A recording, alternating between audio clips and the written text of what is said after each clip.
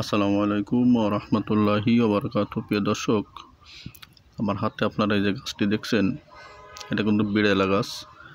এই সময় গাছ ভালো পাওয়া যায় না, মেলা কষ্ট করে বহুত জায়গা যেতে পারি গাছটা পাইছি।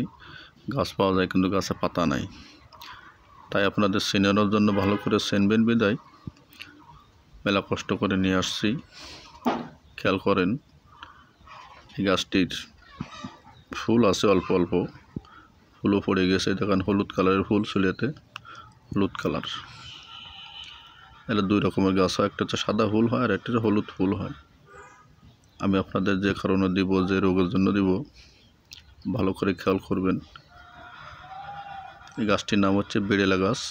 এটা হচ্ছে বিড়ালা হচ্ছে ফুল। এই ফুলটা নাই এখন, এ পড়ে গেছে, পাতাও নাই গাছের। ভালো করে দেখেন, এই যে পাতা, এই যে পাতাটা দেখেন কাঙ্কুরো কাঙ্কুরো, একটু আলাল আছে হালকা হালকা। ভালো করে দেখেন বিড়ালা গাছ। এই রাস্তার পাশে যেখানে সেখানে পাওয়া যায়, বর্ষাকালে বেশি হয়।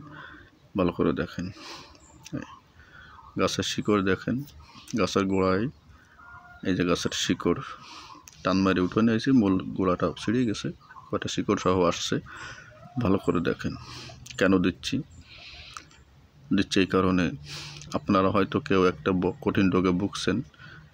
সে রোগটা হচ্ছে যে পায়খানায় বসলে খুব কান্নাকাটা করেন, পায়খানার সাথে আপনাদের রক্ত যায়।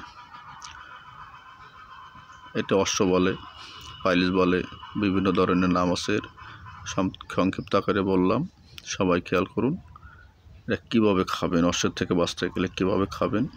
এই গাছের শিকড় নিয়ে আসবেন, চেষ্টা করবেন শিকড়ের ছাল নেওয়ার। যদি ছাল নেওয়া সম্ভব হয় তাহলে তো আলহামদুলিল্লাহ ভালো। ছালটা নেবেন, ছালটা নিয়ে কতটুকু নেবেন, 15 গ্রাম পর্যন্ত নেবেন ছাল।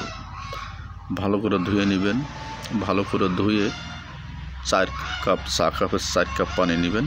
4 কাপ পানি নিয়ে এই পানির ভিতরে এই 15 গ্রাম শিকড়ের ছাল দিয়ে সিদ্ধ করবেন। সিদ্ধ করে যখন 1 কাপ থাকবে, পরিমাণ খেয়াল করবেন যেন ভুল না হয়। 1 কাপ থাকতে নামাবেন, নামায়ে চা চামচ 2 চামচ করে ওর সাথে দুধ মিশাবেন। 4 চামচ দুধ, গরুর দুধ, 2 চামচ এই কাঠ। ভালো করে মিশায়ে সকালবেলায় খালি পেটে খাবেন। কিন্তু মনে রাখবেন, দুধ ছাড়া কিন্তু খাবেন না। দুধ না থাকলে আপনি খাবেন না, দুধ ম্যানেজ করবেন, তারপরে খাবেন, ঠিক আছে? কথাটা যেন মনে থাকে। নিয়ম হচ্ছে দুধ, ওই কাঠ 2 চামচ, 4 চামচ দুধ একসাথে মিক্স করে সকালবেলায় খালি পেটে খাবেন, রাত্রিবেলা ভাত খাওয়ার পরে খাবেন।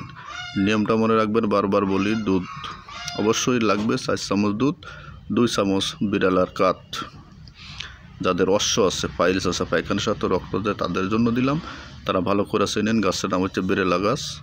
যেখানে পাবেন একটু কষ্ট করে খান, আপনার ডাক্তার লাগবেন ইনশাল্লাহ, এতে আল্লাহর মধ্যে কমে যাবে। নিজেই তৈরি করে খান।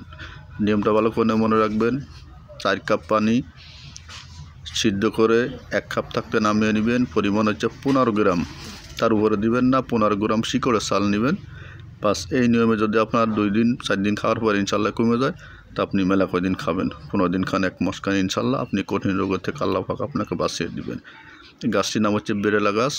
সবাই মনে রাখবেন, না চিনলে লোকের কাছে চিনে নেবেন, চিনে তারপরে ব্যবহার করবেন। গাছটির নাম হচ্ছে বিড়ালা গাছ। সবাইকে অসংখ্য ধন্যবাদ। ভিডিওটি শেয়ার দিবেন, আপনার প্রয়োজন না ভাই, আরেকবার প্রয়োজন হতে পারে। এই গাছে আরও ভিডিও দেবো সামনে, ইনশাল্লাহ বহুত ভিডিও দেব। আজকে কেবল একটা দিলাম, খেয়াল করুন, ব্যবহার করুন, ভিডিওটি শেয়ার করুন। সবাইকে ধন্যবাদ। আসসালামু আলাইকুম।